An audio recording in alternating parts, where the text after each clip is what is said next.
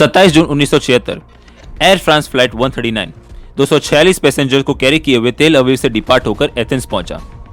वहां से 58 additional passenger को पिकअप करके दोपहर 12:30 बजे पेरिस के लिए रवाना हुआ। प्लेन ने जैसे तैसे टेक ऑफ किया। तभी पैसेंजर्स में से हाथ में से गन लिए 4 टेररिस्ट ने प्लेन में सभी को हाईजैक करके घेर लिया। सब कुछ इतना जल्दी हो गया कि किसी को कुछ समझने का मौका ही न मिला।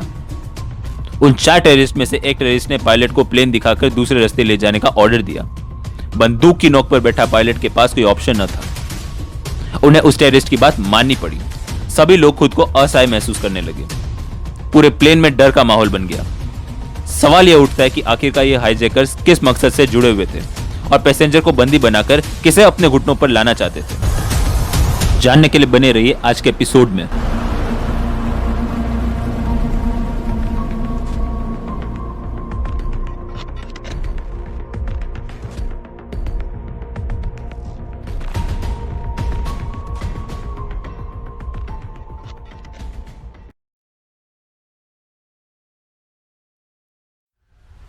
सत्ताईस जून 1976 air France Airbus 7300 B4 203 246 passenger और 13 क्रू मेंबर्स को लेकर तेल अवीव से डिपार्ट हुआ, जिसमें ज्यादातर जूइश और इजरायली थे।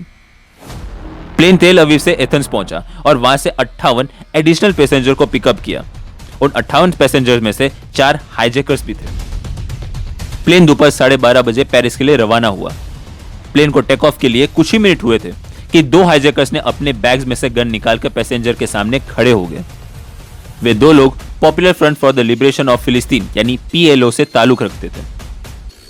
लगातार अपने कदम आगे बढ़ाते हुए हाईजैकर्स ने पैसेंजर को गन दिखाकर उन्हें किसी भी तरीके की हरकत न करने को कहा। पीछे से 2 और हाईजैकर्स अपनी जगह से उठकर हाथ में गन लिए बाकी के पैसेंजर्स को घेर लिया। वे 2 हाईजैकर्स जर्मन रेवोल्यूशनरी सेल से ताल्लुक रखते थे। उनमें से एक आदमी जिसका नाम विल्फ्रेड बॉज और एक महिला जिसका नाम ब्रिकेट कुलमैन था। एक हाईजैकर ने पायलट पर दबाव बनाया और प्लेन को दूसरी तरफ डाइवर्ट करने को कहा। प्लेन एथेंस से पेरिस की जगह सीधा लीबिया के सिटी बेनगाजी पहुंचा। वहां प्लेन 7 घंटों तक रिफ्यूलिंग के लिए रखा गया। उस दौरान हाईजैकर्स ने एक गर्भवती महिला जिसका नाम पेट्रिशिया मार्शल, जो मिसकैरेज होने का नाटक कर रही थी, उसे रिलीज कर दिया। दोपहर 3:15 प्लेन बेनगाजी से डिपार्ट होकर युगांडा के एंटेबे एयरपोर्ट पहुंचा।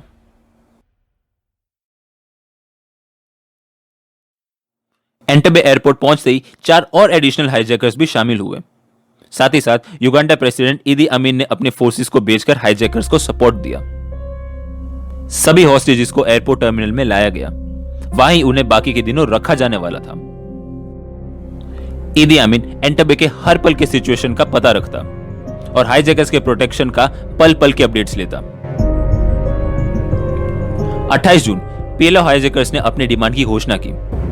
डिमांड में $5 मिलियन और 53 फिलिस्तीन और प्रो फिलिस्तीन मिलिटेंट की रिहाई, में से 40 मिलिटेंट इजराइल के जेल में बंद थे। PLO हाईजैकर्स ने इजराइल को डिमांड पूरी करने की डेडलाइन 1 जुलाई तक दी। साथ ही साथ यह धमकी भी दी कि अगर डिमांड पूरी न हुई तो एक एक करके हॉस्टेजेस मार दिए जाएंगे। अगले दिन 29 जून हॉस्टेजेस को 2 ग्रुप में डिवाइड किया गया, जिसमें इजरायली ग्रुप और नॉन इजरायली ग्रुप थे।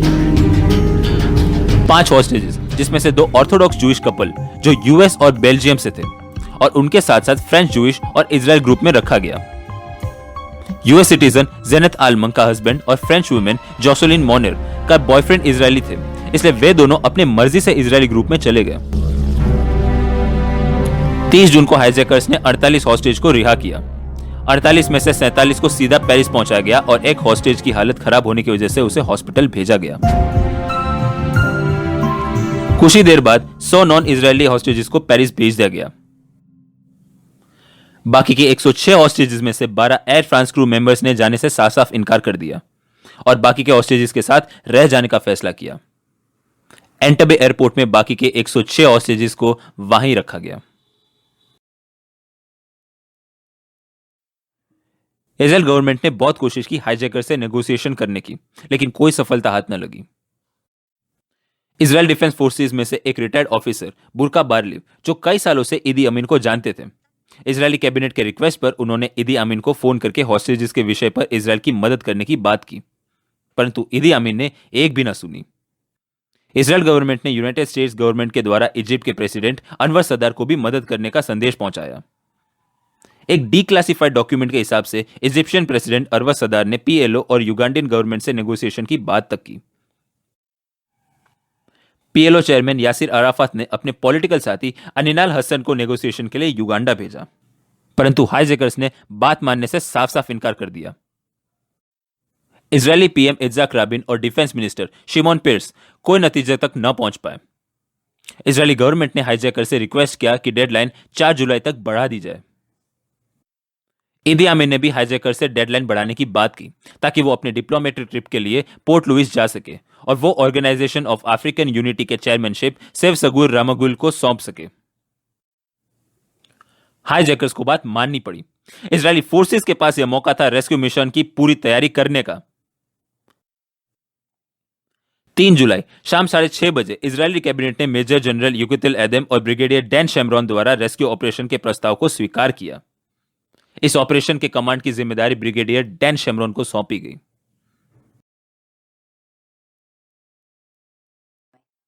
काफी प्रयास करने पर भी सफलता हाथ न लगने पर इजरायल ने रेस्क्यू ऑपरेशन का फैसला किया। ऑपरेशन के लीड पायलट जोशुआ सानी का कहना था कि रेस्क्यू ऑपरेशन में नेवल कमांडोज द्वारा लेक विक्टोरिया के रास्ते से तय किया जाएगा। रबर बोट्स के इस्तेमाल से एयरपोर्ट का रास्ता तय किया जाएगा, लेकिन प्लान को कैंसिल करना पड़ा क्योंकि लेक विक्टोरिया में नाइल क्रोकोडाइल का ज्यादा खतरा था। Mission intelligence officer MN Byron के पास एयरपोर्ट का प्रॉपर लेआउट न होने पर अंदाजा नहीं लगा पा रहे थे कि कौन सी जगह पर गार्ड्स का घेरा होगा, एयरपोर्ट का टर्मिनल कैसे बना होगा और काफी चीजों की जानकारी न होने पर ऑपरेशन को एग्जीक्यूट करने में मुश्किलें आ रही थी। इजरायली आर्मी ने सोलेल बोने नाम के बड़े कंस्ट्रक्शन कंपनी की मदद ली। 1960 और 70 के दशक में इस कंपनी ने अफ्रीका के कई कंस्ट्रक्शन प्रोजेक्ट पर काम किया था, जिसमें से एंटेबे एयरपोर्ट भी शामिल था। सोले बोने कंपनी ने एयरपोर्ट का लेआउट इजरायली फोर्सेस को दिया।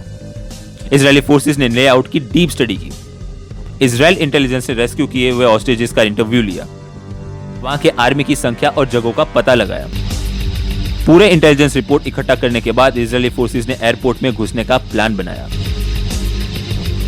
प्रेसिडेंट इदी अमीन की गैरहाजिरी के बारे में फोर्सेस को पहले से पता था। युगांडा के गवर्नमेंट ऑफिसर्स के कॉन्वॉय की डिटेल स्टडी की गई। उनके मुताबिक वहां के गवर्नमेंट ऑफिशियल ब्लैक मर्सिडीज का इस्तेमाल करते थे। इजरायल फोर्सेस ने ठीक वैसी मर्सिडीज को तैयार किया जो इदी अमीन के कार से मैच करता था। उसके बाद फोर्सेस ने अलग से एयरपोर्ट के बनाए लेआउट पर ऑपरेशन की तैयारी की। एयरपोर्ट के आउटर फील्ड से लेकर युगांडा आर्मी को क्लियर करके बिल्डिंग तक कितने मिनट में पहुंचने तक का टारगेट बनाया जाए और उसके बाद बिल्डिंग में घुसकर हाईजैकर्स को खत्म करके हॉस्टेजेस को रेस्क्यू करने के बाद सेफ जोन तक लाने की पूरे प्लान की प्रैक्टिस की गई। प्लान के हिसाब से यह पूरा ऑपरेशन 1 घंटे में पूरा हो जाना चाहिए। इसका मतलब accomplish the mission with in the short time. इस ऑपरेशन के लिए 100 कमांडोज को चुना गया। सभी कमांडोज को अलग अलग ग्रुप में डिवाइड करके प्लान के हिसाब से काम दिया गया। ग्राउंड कमांड और कंट्रोल एलिमेंट के लिए एक छोटी सी टीम को चुना गया। यह टीम ग्राउंड एलिमेंट्स को कंट्रोल करेगी। दूसरी टीम यानी असॉल्ट ग्रुप, इस टीम में 29 सेराट मर्कल के कमांडोज थे, जिसके नेतृत्व की जिम्मेदारी लेफ्टिनेंट कॉलोनल योनाथन नेतन्याहू को सौंप दी गई। ग्रुप का काम था एनिमी पोजीशंस, हाईजैकर्स पर हमला करके हॉस्टेजेस को रेस्क्यू करना। तीसरी टीम का काम था एलिमेंट्स को सिक्योर करना, जिसमें ग्रुप 1 को लीड कर रहे कॉलोनल मातंग वेलानी का काम था अपने पैराट्रूपर फोर्सेस के साथ एयरपोर्ट फील्ड को सिक्योर करके साथ साथ एंटेबे एयरपोर्ट में इजरायली एयरक्राफ्ट को रिफ्यूल करना। ग्रुप 2 गोलानी फोर्सेस, जिसे लीड करने की जिम्मेदारी कॉलोनल उरी सागी को मिली। इस ग्रुप का काम था C-130 हरक्यूलिस एयरक्राफ्ट को हॉस्टेजेस के लिए तैयार और क्लियर करना। ग्रुप 3, जिसमें सेराट मटकल के कमांडोज थे, मेजर शूल की जिम्मेदारी थी इस ग्रुप को लीड करने की। ग्रुप का काम था मिलिट्री एयर स्ट्रिप को क्लियर करना, साथ ही साथ युगांडन फोर्सेस के रशियन मिग जेट फाइटर्स को डिस्ट्रॉय करना ताकि स्क्वाड्रन डिपार्चर के वक्त रिटेलिएट न कर पाए।